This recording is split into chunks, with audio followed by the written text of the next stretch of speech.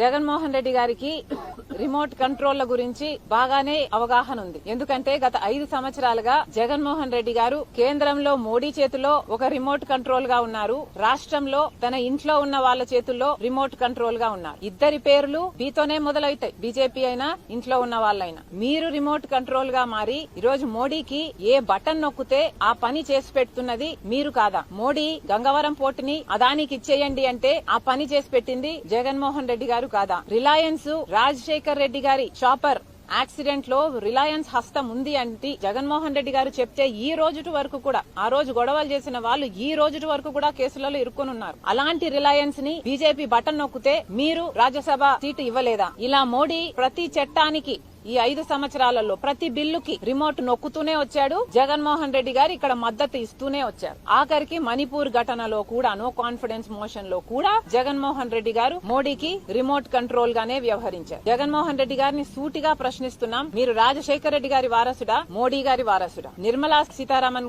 లాంటి నాయకురాలే ఈ రోజు చెప్తున్న విషయం మోడీ దత్తపుత్రుడు జగన్మోహన్ రెడ్డి అని. నిజంగానే మోడీ దత్తపుత్రుడి లాగే, మోడీ వారసుడి లాగానే జగన్మోహన్ రెడ్డి గారు వ్యవహరించిన మాట వాస్తవం కాదా? రాజశేఖర్ రెడ్డి గారు జీవితాంతం బీజేపీ పార్టీ వ్యతిరేకి, బీజేపీ సిద్ధాంతాలకు వ్యతిరేకి. ఎందుకంటే బీజేపీ పార్టీ ఒక మతతత్వ పార్టీ కాబట్టి, మతం పేరుతో చిచ్చు పెట్టడం, ఆ మంటలో చలి కాచుకోవడం బీజేపీకి అలవాటు కాబట్టి, ఒక మతాన్ని అవమానించడం, ఇంకో మతాన్ని రెచ్చగొట్టడం బీజేపీకి తెలిసిన రాజకీయం మాత్రమే కాబట్టి, రాజశేఖర్ రెడ్డి గారు అంతగా వ్యతిరేకిస్తే, గోద్రా సంఘటనలో రాజశేఖర్ రెడ్డి గారు బీజేపీని అంత దులిపేస్తే, మరి జగన్మోహన్ రెడ్డి గారు మణిపూర్ విషయంలో క్రైస్తవులు అయ్యుండి ఒక మహిళను నగ్నంగా ఊరేగించారు. అంత ఘోరాతి ఘోరంగా క్రైస్తవుల పట్ల వ్యవహరిస్తే మరి జగన్మోహన్ రెడ్డి గారు ఏం చేశారండి? మోడీ గారి వారసుడిగా, మోడీ గారి దత్తపుత్రుడిగా అదే మణిపూర్ ఇష్యూలో బీజేపీకే సపోర్ట్ ఇచ్చారు. మరి జగన్మోహన్ రెడ్డి గారు ఆలోచించుకోవాలి, మీరు వాస్తవానికి మోడీ దత్తపుత్రుడు, మీరు మోడీ చేతిలో రిమోట్ కంట్రోల్. ప్రజలందరూ కూడా గమనించాలి, మళ్లీ మోసపోవద్దండి. ప్రజలందరూ కూడా ఎవరికి బుద్ధి చెప్పాలో, ఎప్పుడు బుద్ధి చెప్పాలో ఆ విఘ్నత ప్రజలకుందని పూర్తిగా విశ్వసిస్తూ